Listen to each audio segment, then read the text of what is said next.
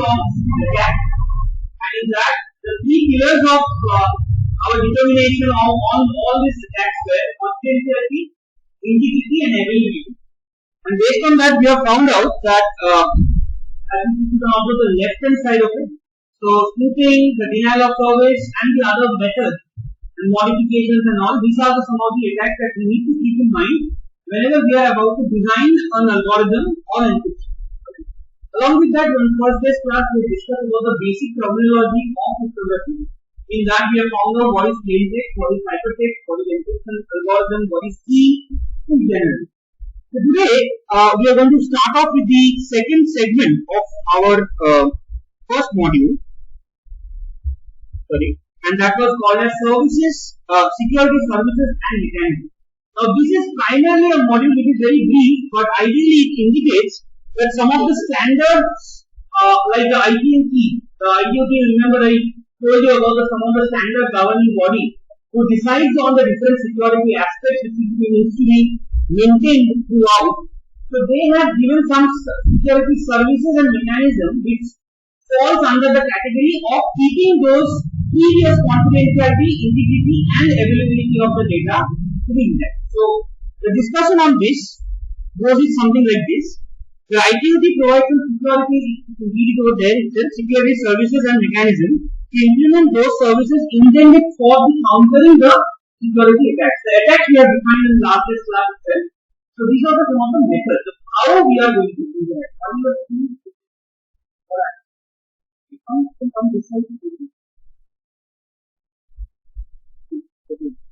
So if you observe here that there are certain categories of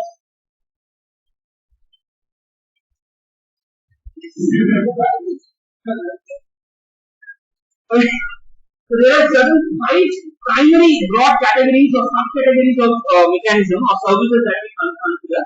In that data confidentiality, you can see the term again comes in once again. That I was telling you that these are the key terms which will come even every time when we are designing on this.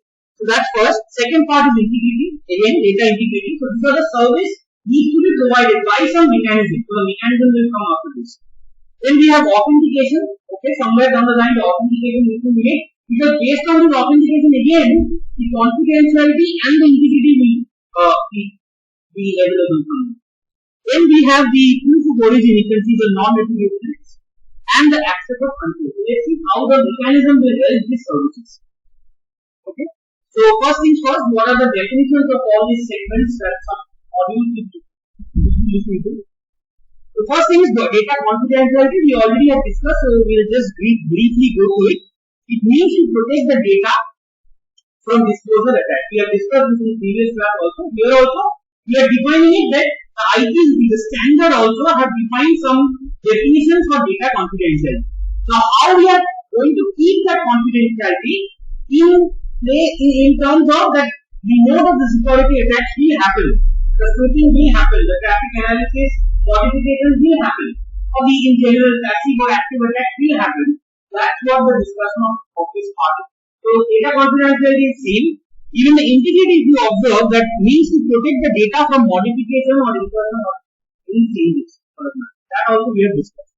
Even the authentication, I gave you one of the example on class when I was telling you that whenever we are trying to make a phone call from one device to another device, each of the device will be authenticated. That where the device is indicating that the device that you are carrying is not about the individual who is carrying it. The device will have certain numbers, and those numbers are secret numbers which are kept with the vendor, the telecom vendor that you are provided, the service provider really.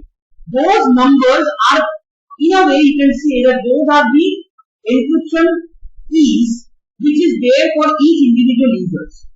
So based on that, at two ends, both at the transmitter as well as the receiver, there is some form of authentication that should take place in order to make the communication happen. It's not that we will just like we as a user, we don't really perceive the idea about it because we will call a number and we get connected to the other. But in between, virtually, the authentication, the confidentiality and all the services should be limited. As I said, this is done by ITOT, the telecommunication unit. So all these processes are standardized. So this is about the authentication as a definition, but Remember the example, I think that will be easier for you to understand. Next part that we look into is that we call it the denial of service, the one that we discussed in last class as well, where the server is getting busy because of the third party who is intruding and is making sure that the server is busy, and both the transmitter and receiver will always feel that there is no communication that can take place between the two. So if you observe here, it protects again the repudiation by either the sender or the receiver of the data. With proof of origin, the receiver of the data can prove the identity of the sender if denied. So this is the process that if it is denied, what will happen? So this is one of the important most service requests that is usually taken care by the network. So keeping that in mind, let's see the mechanism how we are going to maintain all this 5 segments: confidentiality, integrity, access control, this one the denial of service, and the access control also here. So these are the mechanisms. Okay, so the services is what the demand is, what we need to make for a network or for an end-to-end communication. Now here, this is the process again. IQAT has defined that what are the mechanisms in which you can keep this services in it. Okay. So we will first discuss the first 3: the encipherment, data integrity, and digital signature. So let's see the other things will come one by one. So let me see the first 3 first. Right. So the first thing that comes in is called as the encipherment, which is very similar to basic requirement of making the data to be coded. As we have discussed so far, and I think almost all of you will be agreeing that the raw data is not going to help us in communicating. Because raw data, first of all, if you are sending a raw data, it will take more than this. That's a signal processing aspect of it. So raw data will have that problem. Raw data will get corrupt easily because of the noise and the channel. So these are the communication aspects to it. And the second part is, if you are sending a raw data, always there is a chance that the data can be corrupted by the third party user based on the attacks that are happening. So definitely the first point indicates that hiding the covering data can provide the confidentiality. Remember the first point of the service, data confidentiality. So here also we are discussing that same thing, that how we are going to keep that confidentiality. In that, what the first point is that we are going to hide the cover the data to provide the confidentiality. Cryptography and steganography are used for the encryption. That's why in the previous class when we were discussing the different types of cryptography available, in that steganography also I have touched upon because that's the process of hiding the data. So that's the first thing first. Okay, this is definitely a must. Okay. The second part is called as the data integrity. Now what do you mean by how you are going to gain that integrity? The mechanism depends on short checked value of the data. I will explain you with an example. Let me just give you the briefing of it. The receiver receives the data and checks the value. Let's take the third point. The receiver creates a new checked value and checks that whether it matches to the previous checked value or not. I'll give you an example, very simple example. Whenever you are making a phone call, okay, you will have a device, as I said, and a device will have certain identity. Some identity which we don't know, not the number, phone number I'm not talking about. It's about the device. Okay. Now, whenever it will be making a phone call through the base station and the mobile switching center, which is MSC we call it. So whenever we are going, we are basically hopping the signal from one point to another. And each and every time whenever we are hopping, there is some random number assigned for that particular call per user. Right. So whenever you imagine a scenario that we have a transmitter, we have a receiver, and the transmitter is sending that information. Along with the information, there is some checked data which is also being sent. Why it is sent? Because whenever it goes to the receiver will again try to decipher or decode or demodulate, whatever you call it, the opposite of the encryption or the transmission. It will find out that what is the checked data which has been sent to us. Suppose the data was 50. Just hypothetically imagine. Just 50 is the data which was appended in the transmitter. It goes to the channel and it goes to N, right? And he found that the checksum or the check value is 60. Instead of 50, it has come 60. Now the receiver doesn't know that whether 60 is correct or not. What it will do, it will start to decipher. And in the reverse process, it will find out that the check value should have been 50, but I have received 60. That's the meaning of this. So 50 was the initial value. This is the first line of it. The mechanism appends a short checked value on the data. Now this is just a generic definition which we are making. So this is how it happens. So the 50, which is an hypothetical example I am talking about, this was sent by a transmitter. It goes to the receiver, and in the process it has changed to 60. So the receiver doesn't do it. Receiver, when it receives a 60, it will perceive that I have received some data, but it has a checksum value of 60. Now what it will do is, by the reverse algorithm, it will find out that whether the checked value is correct or not. Now while it is doing the reverse process, it finds out that the checked value should have been 50, but I have received 60. That means the integrity of the data has been compromised. Understood? So that is basically what is meant by the data integrity. That is, it's somewhere down the line, the data has been displaced somehow. That is basically. So that's data integrity. And the next one that is represented as a very common thing that comes across to all of us, I guess some of you have been touching it, and that is called as digital signature office, where the sender electronically signs the data and the receiver electronically verifies the signature. This is even we do it, as in BIP we do it, when the income tax return is filed, or rather the form that comes in from our finance office for the entire duration. The chief finance officer keeps an encrypted data, encrypted signature in the form which we need to upload later. So we as a receiver, we will verify it. Whenever we are trying to verify it, it will go to a server somewhere. And as a user, as an employee of this institute, my employee ID has been registered somewhere. So the authentication is made that I am a user and I have the permission to authenticate the digital signature. That is being shared to everyone, and each and everyone will have a certain key. Like for me, for example, my employee ID is 14060, for example. Now suppose the key is based on the employee ID, you have to check it whether it's correct or not. So based on that, internally the signature will be verified, and hence we as a receiver will authenticate that the data that we have received is correct, because it has been digitally signed by the chief finance officer of the IT. It has not come from someplace else. So that will be the first point that we come across digital signature. Now, so we have discussed these 3 points as it stands right now. So the rest of the 4 modules that we are looking at, so this is where we come across the other 4: authentication exchange, traffic padding, routing control, localization, and access control. Again, these are all part of the mechanism that we have to consider in order to keep the confidentiality, integrity, and the accessibility of the data, and to avoid the security risks. So again, just 1 or 2 lines on this. Authentication exchange is the 2 entities exchange some messages to prove the identity to each other. I guess by this time you have understood what is authentication again. That's very similar to integrity that we are looking at. That when you are looking at 2 devices and they are trying to communicate, there will be some identifier which will indicate that I am one user and you are the intended receiver. So that's basically authentication.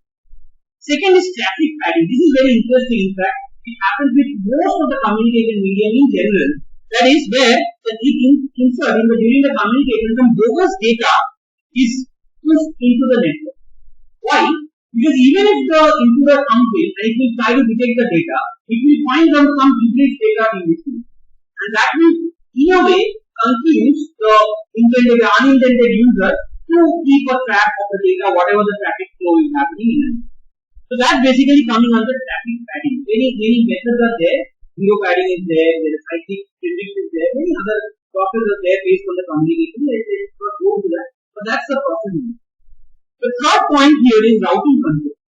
If you observe again, it means selecting and continuously changing the route of communication. Again, the same thing. So just to avoid the unnecessary intervention of the third party. That's what the idea is. Rerouting. Then we have notarization. It means selecting a third trusted party to keep the communication in. And this is very important while to avoid the denial of service that is taking place. Okay, so what it will do is that the third party will control, which is a trusted party, will try to control the communication between the 2 mediums. In that case, the transmitter and the receiver will not have to worry much about what is going in between the channels. So the third party will only take care of it. So that's basically what it is. This term is very common. I think all of you might have known this term. It's in notarization and all. It's even used in legal proceedings as well. Okay, notary signatures and all. The same thing is trusted party, which is playing as an in-between medial agent to communicate effectively with the transmitter. That's basically trust. And finally, access control. It uses methods to prove that a user has access right to the data or resources owned by the system, which in fact is only happening if the denial of service is not there. So that's the basic aspect. So basically what we have discussed so far, since we are going to the next segment of the different classical encryption techniques, before that, if we summarize on what we have learned so far, what we have learned is that there are three fundamental building blocks for any cryptographic system. In that or in a network security, one is the confidentiality you have to keep, integrity of the data you need to maintain, and the accessibility also should be considered all throughout. Now, this in a generic, in a more like I would say, in a hypothetical scenario, this all should be intact. But as in practice, we know that due to the noise and the unintended users who are coming in between, there is definitely a chance that this will be disturbed. Both the confidentiality, integrity of the data, and the accessibility based on certain security attacks, which we discussed in last week.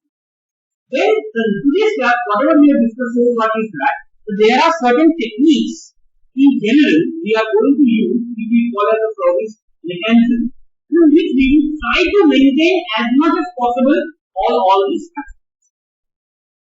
Right, so this part only deals with definition as well as also example. Any doubt in this part?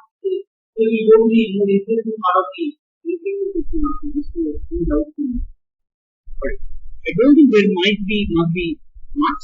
So this is again just a summary of the findings of it: data confidentiality, integrity, authentication, denial of service, as well as the access control. How these are relatable and how they are free. So these are the you can see the left hand side, these are the services. So for any standard, these are the services need to be maintained. How you are going to maintain? For that the mechanism will be used. And these are standards. So you cannot really define something new and then add it. Because that is why the standard bodies are working on to make it a even for everyone. So now we come to the model of network security. Okay? So this is another part of it. The same thing what we have discussed in previous class, the block diagram of a cryptographic system. The same thing is mentioned over here, except that we are now calling this as a network model for network security. How the mechanism has been mentioned now how we are going to implement them. So first of all, design a suitable algorithm for the security mechanism. So we have understood by this time that why we need that as an important aspect. Generate a secret key information used by the algorithm. That's where the key, the public key, the private key will come in to the picture. This is basically a summary of the finding up to now. Develop methods to distribute and share the secret information. Because otherwise, if you are not doing that, the transmitter and the receiver will not be able to communicate effectively, and there will be some error in the finding out the right communication, whether the data has been received or not. Right. Last but not least, specify a protocol enabling the principals to use the transformation and secret information for a security purpose. So some rules you have to define for the particular algorithm or the particular method in use, and based on that, the parties will know about how the process is going to be. So these are the basic 4 steps which we come across for implementing any such idea. Like these are all the fundamental building blocks which should be there for any cryptographic system when we are maintaining in terms of the network security. Because if you remember in last class when I was telling you about the block diagram, network security was still yet to be processed. Now as we know about the threats, the mechanism, the services need to be provided for the end user. So the steps that we need to follow. A very strong algorithm, a very strong key, which needs to be shared among the user, and certain rules and principles that need to be followed. Keeping that in mind, the model for network security also gives us a focus on some of the commonly available process that we can see. For example, digital signature is one of the techniques that is being used. So if you observe this particular diagram itself, so we have the opponent. Opponent is basically the virus. It can be a virus also. That can be a program, which is malicious program for that matter. Opponents or anyone the third party who might be eavesdropping the communication. Then you have an access channel to which the communication is taking place. But you need something like a gatekeeper. Because we are discussing, remember, service as a mechanism. So this diagram is explaining that itself. And we need a gatekeeper function. Now, what is gatekeeper function? I'll tell you that what are the processes involved. So, the thing is, model is concerned with controlled access to information. Controlled access. So, those who are having the particular authentication, integrity, remember the point again. Those who are authenticating themselves, they will only have the access to the channel. Otherwise, so that's the basic thing ending explained over here.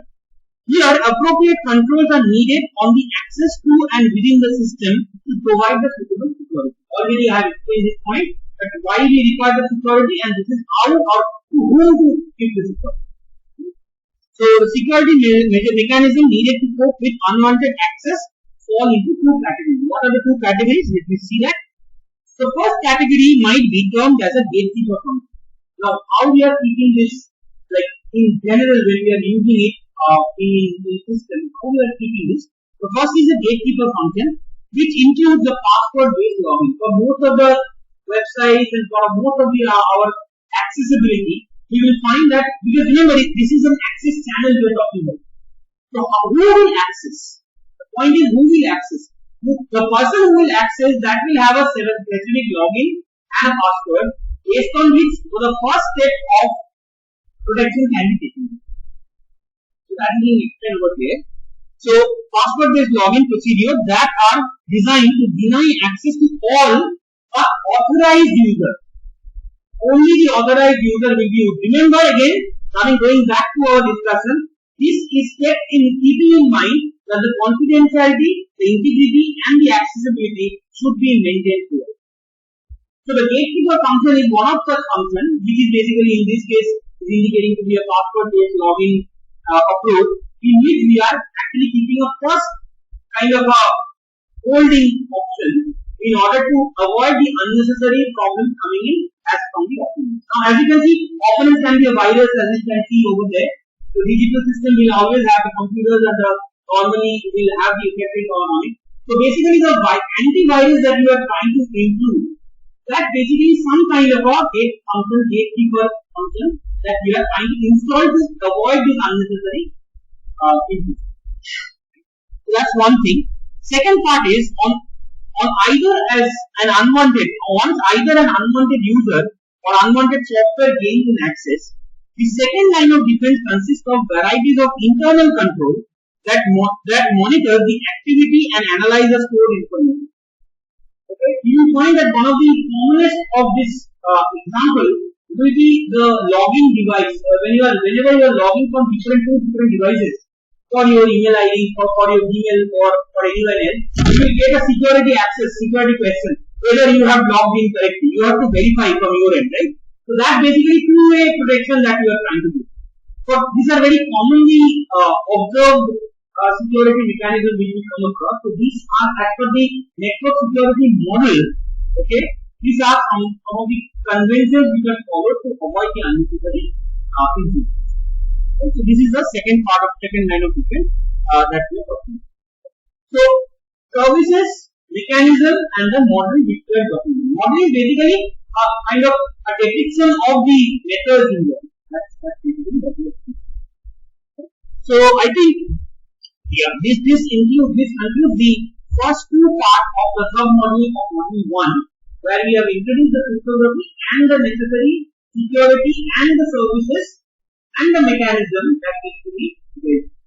Now we come to what I feel is the most interesting part of this first module at least, and that is where we start off with the classical encryption techniques, like some of the algorithms and how we do this.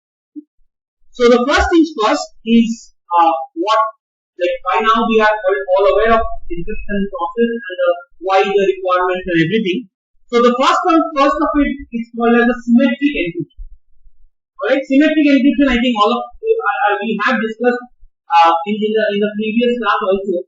Symmetric encryption in general, we come to this in a much later phase as well, with more detailed algorithm. For the time being, basically, you can see it's a single key encryption. Single key encryption means that the transmitter and the receiver will have the same knowledge of the same key. And in between, if suppose someone tries to eavesdrop, they will not be having the access to the channel. This is an idealistic scenario we are talking. So we have a transmitter. You can see in the diagram itself. So we have a transmitter over here.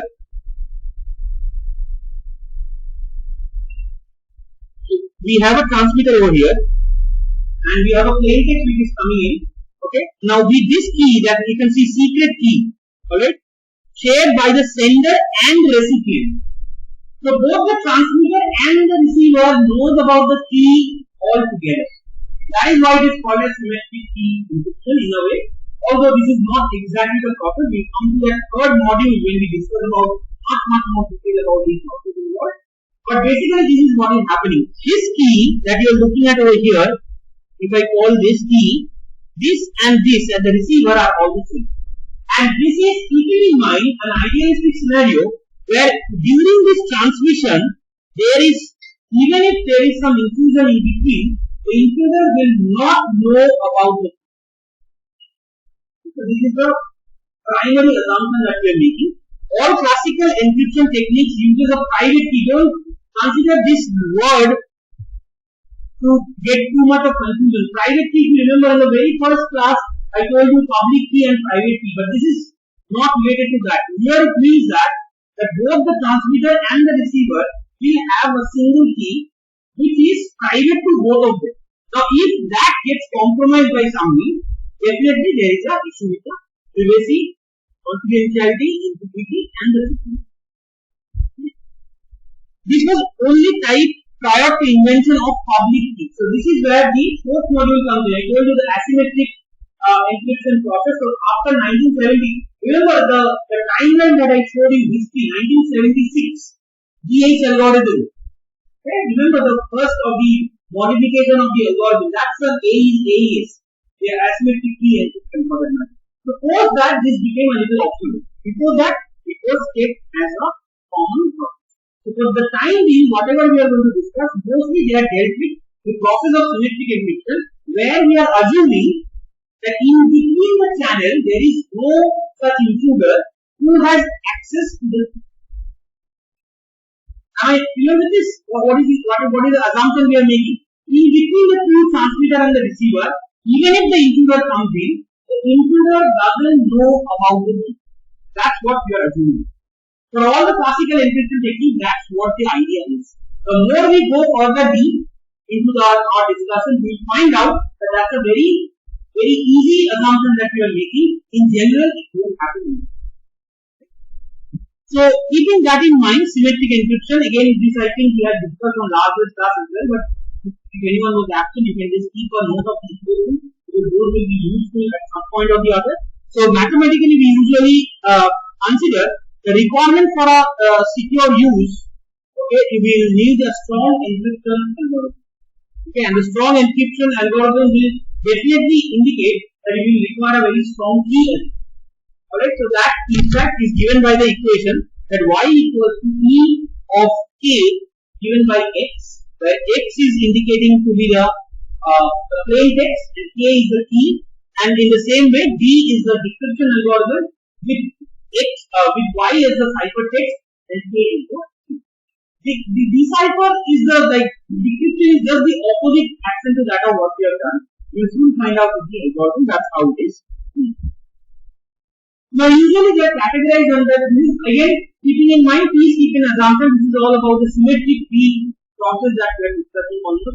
In the first case, there are three types of categories in which the next you can see there are some of the names of it: monolithic, the polyalphabetic, A-pair, the Caesar cipher. All this are based on certain criteria. So the first three lines indicates the criteria of selecting or the selection of key depends on certain aspects. First thing is types of encryption or operations used. So either it can be substitution, it can be transposition, or maybe a product of it to see one by one how it is done. So that's one of it. Types of encryption is one. Second part is number of keys used.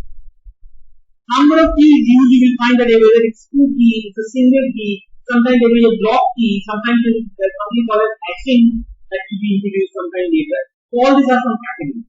The third part is way in which the plain text is processed. Whether it is processed all throughout. Plain text, what is plain text?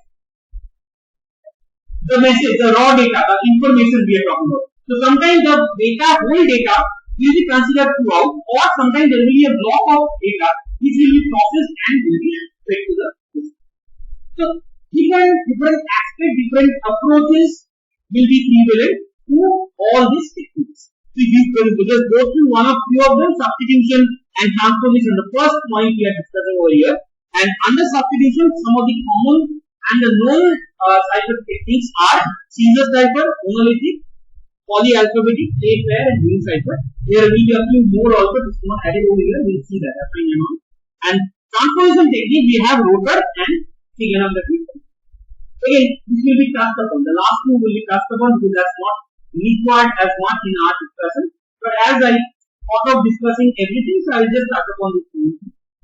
We start today at least with the Caesar cipher, which I think we had got an idea a little bit when we were discussing about the history of cryptography. And in this, as you can observe, that the first thing first is the shift cipher. So the concept was it is a type of substitution cipher. Why it is a substitution cipher from the term itself? Because it is substituting a letter with a fixed position, with another fixed position data. You can see that each letter in the plain text is replaced by a letter of some fixed number or position. Multiple times I have given you one of the examples in previous class as well, but let's see with a proper example right now. So this is about the Caesar cipher. It is simply a type of substitution cipher.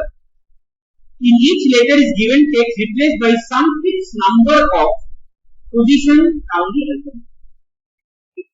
So this fixed number in this case, like the basic example that we have taken, is suppose we are considering to be 3 places.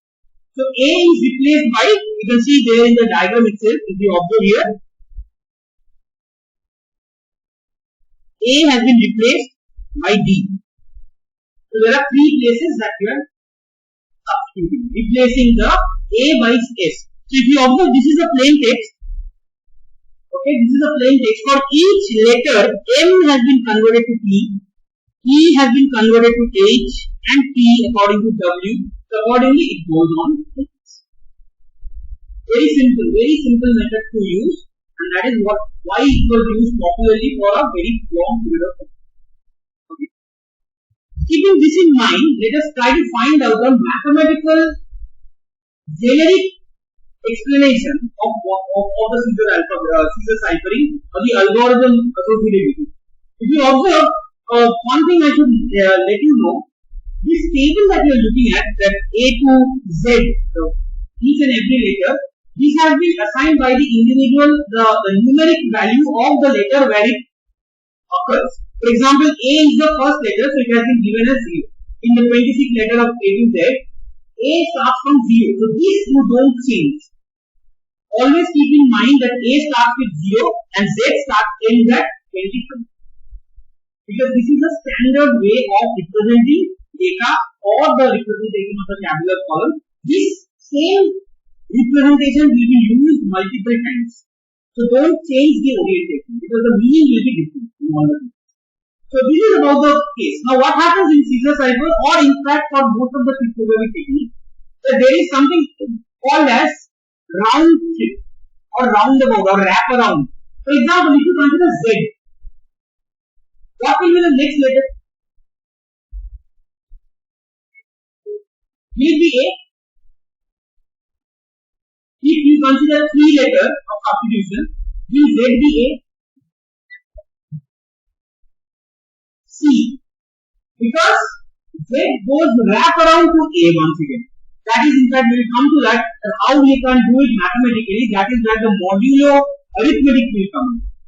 So basically, if you observe here that with 25 letters, we are reusing it, some kind of a wraparound concept in which the last letter, even if you observe x, which is 23, if you go by the rule that you need 3 places, so y, z, then what should be the next letter? A. So A should be the wraparound value of. Okay, so that, and this don't get confused. That's how the whole process works. So if you observe here itself, the generic in this example, in this case, what they have mentioned, C is the ciphertext.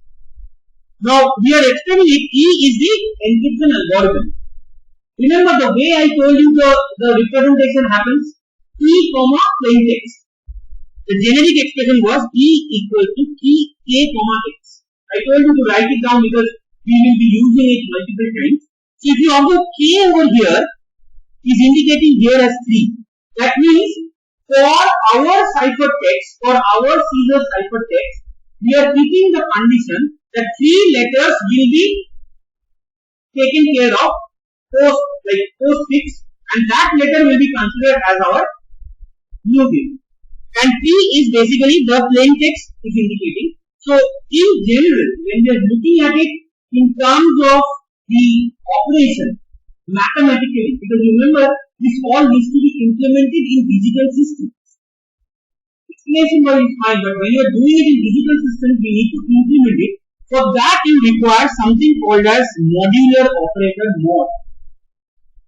And I'll give you one slide also that what is the significance of it, why we are using. For the time being, since we are discussing, we should not interrupt in that way. And 26 is indicating the maximum number of combination of the letters that we have with it. So it's a generic, if I consider it to be a generic expression, you can see that this one, for the Caesar cipher, C is given by P plus K mod of 26. Now what is mod 26? Don't get confused, I will let you know what it is. And if you observe that the other way, the decryption of it is nothing but C minus K mod of 26. So please make a note of that. As I said, it's the opposite process, so you don't need to remember much. But ideally, whatever you are doing as a transmitter is basically plain text.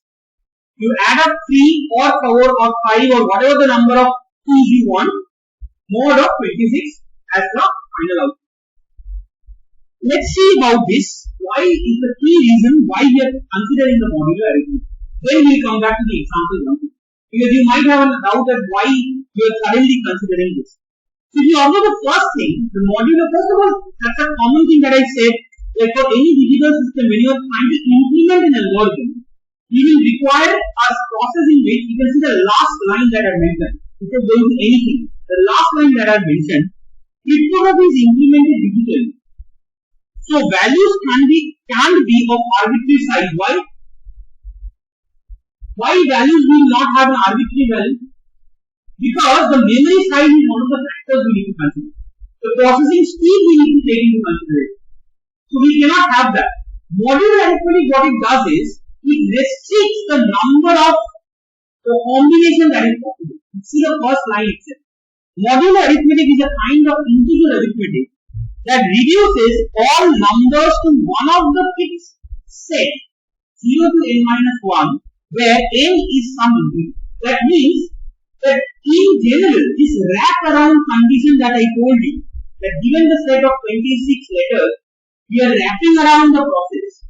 This is only evident if we are using a modulo singular. And in general, for cryptography, the modulo operation, like in this case is modulo 26 or many modulo n, is ideally indicating a division, where we require the reminder. So let me see the example. Please make a note of it. We come to that in second module though, but I thought I will just focus on this certain aspect to it, because otherwise you might have confusion with understanding the algorithm. If you observe over here, Z is a set of numbers. Okay, Z is a set of numbers which has infinite numbers. Usually, the process that is involved in cryptography for most of the cryptographic algorithms is we are doing some kind of a division. In that, you can observe, because usually in cryptography, what is happening? We have a plain text. See this carefully. This is how I understood the process. You have a plain text. and you have a key. So how many inputs we have? 2. How many outputs do we have? 1. So this 2 input 1 output process is basically something we call it as a binary operation. So in that binary operation, plus like addition, subtraction and multiplication, it has been proven these are the 3 operations that we can opt on the data in order to make sure that the output which is generated, output that is the ciphertext which is generated, this will fall under the set of the total data. We'll see that carefully. I can understand there will be some confusion. We'll come to the second module in discussing more. But for the time being, just understood this case. This is a common, the yellow color thing that you are looking at. This is basically simple division that we talk about. The C is carefully. We have N. Okay, so this A equal to Q into N plus R. Okay. Now in this case, you can see that R that you are looking at, that part, the remainder part, is the most important factor for cryptography. The remainder, not the quotient. Quotient we are not interested in cryptography, only the remainder. To get this remainder from the quotient, okay, in that you have A and N. A and N are basically the key and the ciphertext, the plain text. So basically there is a process in which we find out the remainder is to be done using the modulo operation. Now, how is this to be done? You see the example. Just be there with me because I know that we are starting suddenly, but it's just that to go back to the previous example, I need to explain this. We see the example, the first example, 27 mod 5. What we are trying to do, if you go by the process, basically we are doing 27 divided by 5. Exactly, correct. So, the quotient will be 5, so 25, the remainder is 2. As per cryptographic algorithm, we are only focused on the remainder. So, if you observe that 27 mod 5 is ideally indicating the result to be 2. And it goes on, and it goes on. But if you see the third one, it's a negative value, minus 18. Minus 18 and there is a mod 14 that we have. In that case, the resultant value, the residue that is coming, remainder that is coming, is a negative value. Now again, the negative value should be avoided for any such calculation. For that, what we are going to do, we are going to add up the modulo value. So you can see minus 4 is over here. This has been added with 14. If suppose I give you an example, minus 7 mod of 10. Can you tell me what will be the answer? What will be the remainder of it? Minus 7, right? The remainder will be minus 7 based on the principle. Minus 7 we are going to avoid. So what we are going to do? We are going to add 10 to minus 7. So minus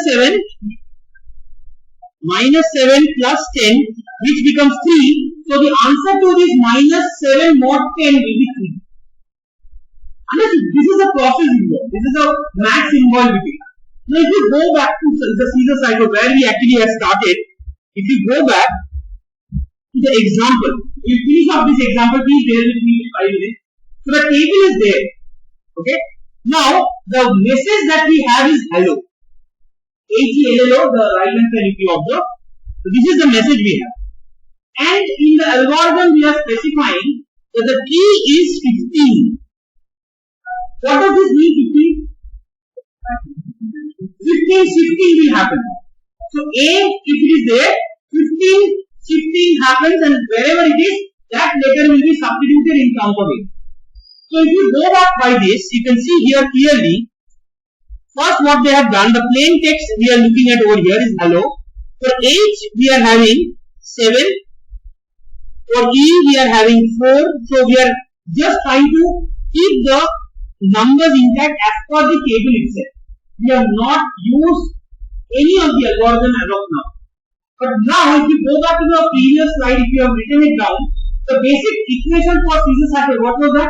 E plus K mod of 26. Right? E plus K mod of 26. So you can see your P over here is this. Your K is over here as 15. Am I making sense? For each and every letter, you first find out what is the plain text without changing anything. So the plain text will be found based on the table and we will substitute that as P. So for all these cases, you can see 7, 4, 11, 11, 14. This all serves as the P. And P is constant 15 throughout. So 15 has been added. So if you observe 7 plus 15, what is that? 22. 22 mod 26. Understood? 22 mod 26. What will be the calculation if you divide? What will be the division? 4 it will come, right? So basically if you observe, not 4 rather, not 4. The remainder will be 22 itself, yes. The remainder will be 22 because here, this is 22, it is mentioned as 22 mod 26. So the A value that you are looking at is more than the portion, the dividend that you are looking. So 22. So the remainder is coming as 22. Which letter solves as 22? W.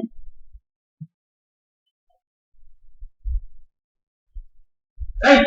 So the 15 that key that you are looking at, it is not a direct substitution. If you observe here, if you go by the generic rule, your H is over here. So 15 if I go 1, 2, 3, 4, 5, 6, 7, 8, 9, 10, 11, 12, 13, 14, 15. So 22 eventually comes like that. But as I said, when you are implementing it as an algorithm, how you are going to do it? You are going to use the mod operation to wrap around it. If you observe the next three, 15. If you observe 15 mod 26, same way. It will come as, sorry, this is 19, sorry, 15 plus 14 is 4 is 19. So 19 divided 26 divided by, 19 divided by 26, again the remainder comes in as 19. 19 is indicating to P. So P is coming over. And hence accordingly we will go on doing the process of encrypting using the previous circuit. So let us conclude over here. Let me come back on next day's class and we will take some few more examples and we further will move ahead with the